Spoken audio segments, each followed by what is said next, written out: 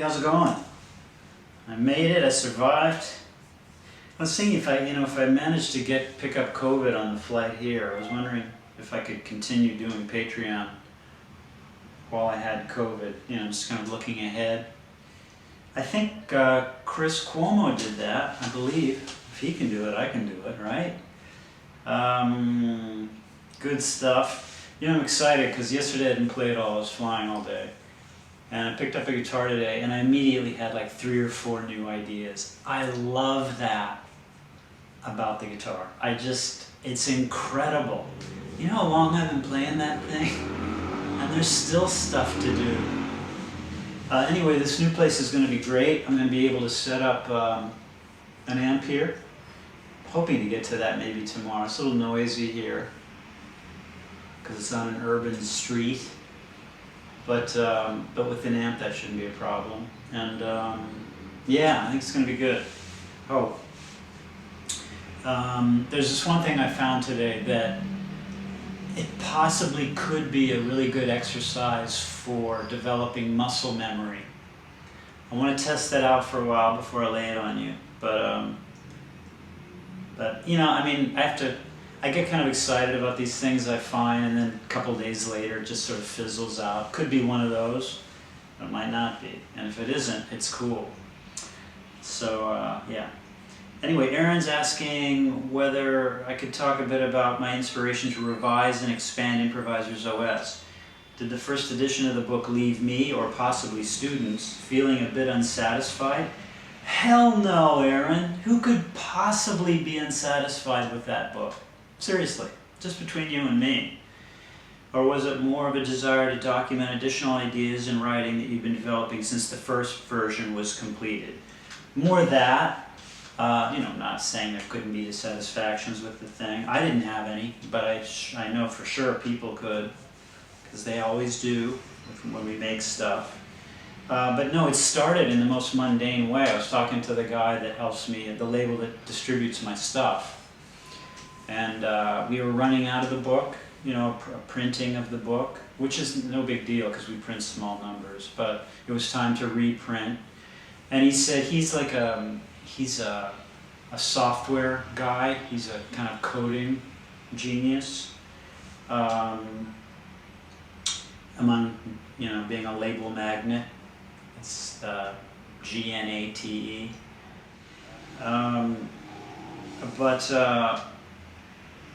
He was saying that when a new book on Java comes out, which is once a year, there's some updated book on Java, the guy who writes the main, the Mick Goodrick of Java literature, writes an update of his Bible for Java that includes like a chapter at the end with new information in it that's been gathered during the year, right? And he said people continue to buy the same book that they've owned various other volumes of for that chapter. So he said, why don't you do something like that, before we repress it? And, I thought, well, maybe it's not a bad idea, because there certainly have been stuff that had come up since the first one was published, which was, I think, 2004. So that's a good long time. That's 15 years, right?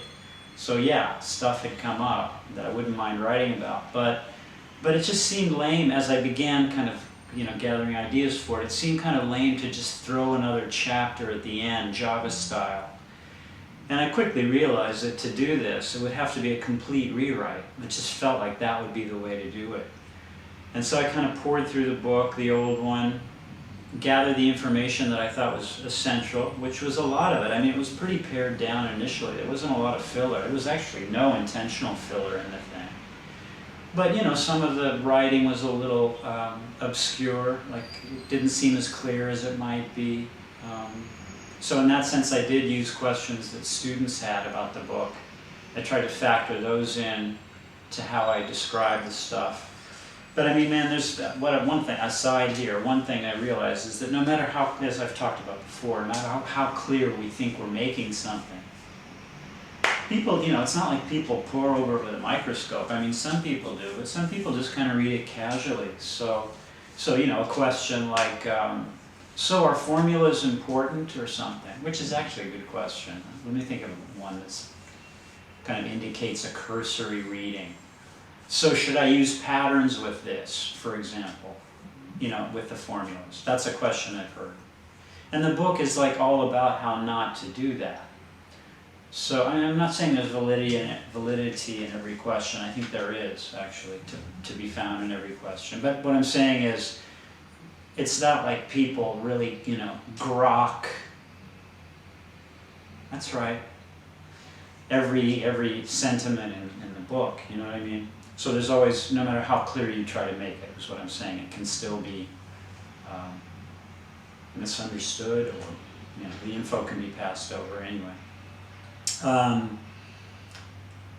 So there was that element, trying to make it clearer, to add the newer stuff, and just to kind of feel like it wasn't just a, hey everybody, I wrote one more chapter, pay for it again. I didn't want to do that. So I essentially rewrote the entire thing. I mean, I kept some paragraphs that I thought I couldn't make them any better. I just couldn't, I tried, but I couldn't.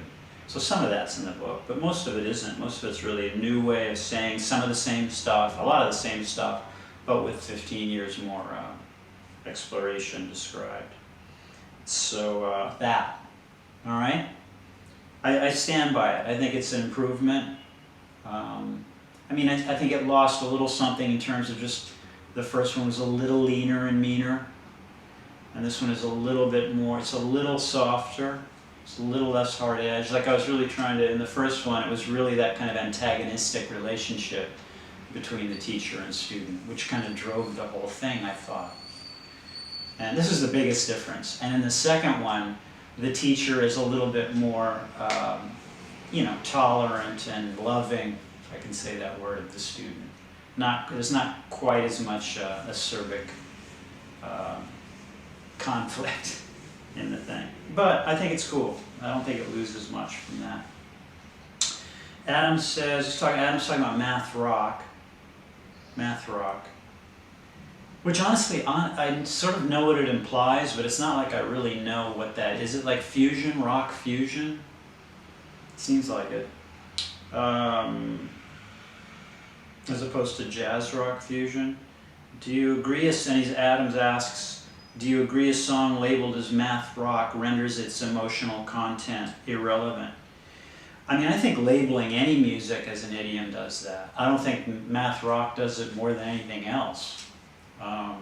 Maybe math rock implies something that potentially distances more people because most people don't like math, or they're not good at it, or both, or they don't like it because they're not good at it. So if you say it's math rock and somebody's not good at math, like that immediately makes it a little less attractive. Just like jazz fusion. To me, there's no name of an idiom less interesting, less enticing than that, So I think that can happen with anything. Because, I think what the artist is trying to do, unless they're trying not to do this, so the goal of many artists is not to simply fulfill the requirements of a certain idiom. Some people, create like that. I'm going to write a jazz piece now, or I'm going to paint an impressionistic painting. Some people think that way. And that's what they're trying to evoke, that's what they're trying to get across, and if they can do that successfully, mission accomplished. But I think many people don't feel that way. I certainly don't. I use these common grooves of rock and funk, just ground level stuff. But it's not like I'm trying to evoke either one of those things. So, and it disturbs me when somebody does call it that, because I feel like they're not really seeing it.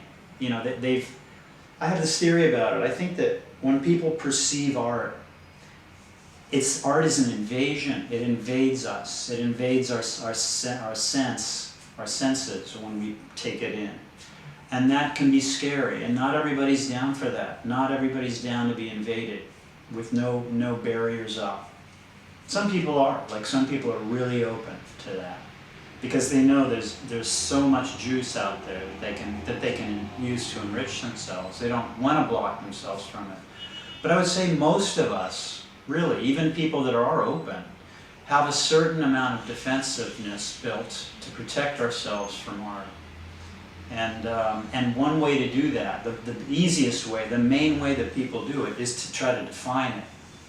They try to put a word on it. So by doing so, they become its master. They then own it. They put it in that box. Oh yeah, that's jazz. Boink. And they're safe. They don't have to really be exposed to what it might really be, which isn't something so easily defined as jazz, maybe. I'm just, for what I came to. So, yeah. So I think that's why people always do that. That's why when the cab driver says, "What kind of music do you guys play?" I'm always really hesitant to answer it, because anything I say is going to diminish his or her ability to ultimately dig the thing on its own terms, which is all I want. That's all I want from the listener. Tim says, "Would it be possible to request your Mars video? I need some inspiration for the tempo of the song." I don't think I have a Mars video, Tim. I don't think I ever made one. Oh, I know maybe you're referring to the time I played it. I have no idea if I can. That's a hard song. Can I even play it? Should I make a Mars video? Tempo of the song?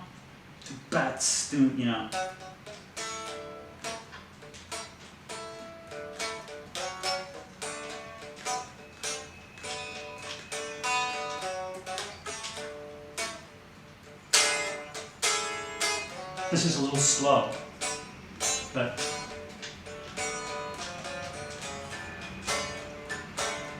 yes, it's a little slow.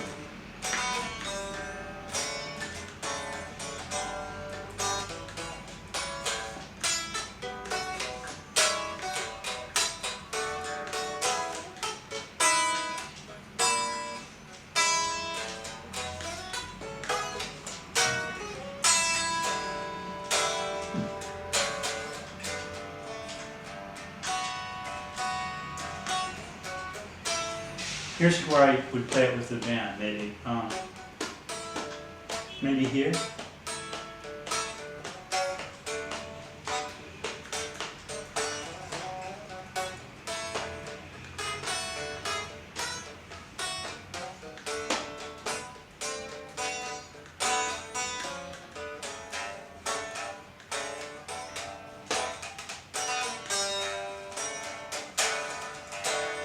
Maybe in that zone, something like that.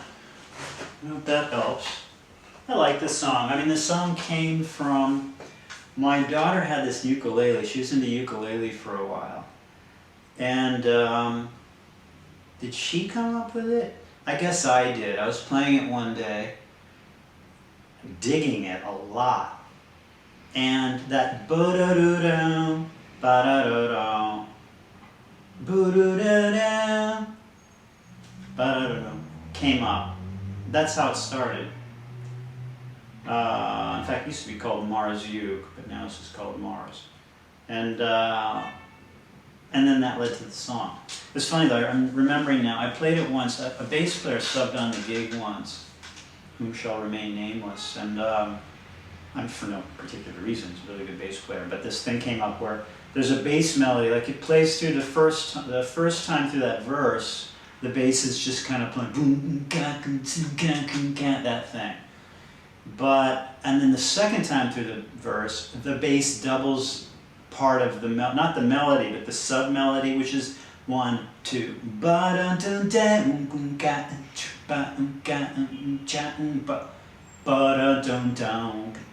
that's that thing. And it's a little weird, like the way the harmony works. The melody is diatonic to whatever the harmony is, but it's a little mind stretchy. It doesn't sound like a major scale. It sounds like, and the guy was like, "I think these notes are wrong." No, it's supposed to be like that. So some people hear stuff, some people don't. It was wrong for him. Tyson says he didn't mind the blurry videos. Well, yeah, I mean, you certainly got your fill, I think, of the 150 plus the 160, I think, that I've made. I think there's a fair amount of blurry in there. But Tyson says the lo-fi high content makes for a nice alternative. Lo-Fi High Content was on the cover of Your Basic Live because it was so low. It's the most lo-fi record I've ever made. It was recorded, I think, on a Sony Walkman. I'm pretty sure. Hang on! And yeah, so I hear you, and I'm sure that this one may fulfill the requirement, Tyson. I don't know, because it's a new locale. But yeah, I mean, I'm sure I'll end up splitting the difference. You know, if you intentionally made blurry videos, then you have to figure out how to make sense of that in terms of the making of it somehow. It would have to have something behind it for it to be anything other than accidental. But thank you very much for your tolerance. You say it makes a nice alternative to a lot of what is available. Yeah, like everything. I've never seen any Steve Vai videos that were out of focus. Have you? It's a nice, you know, you gotta make a statement, right? That's my thing. Anyway, thank you. I am acclimating. I will return, hopefully with an amp soon tomorrow. Maybe tomorrow I can get it together for that. And thank you for your wishes and input, as always. See you tomorrow.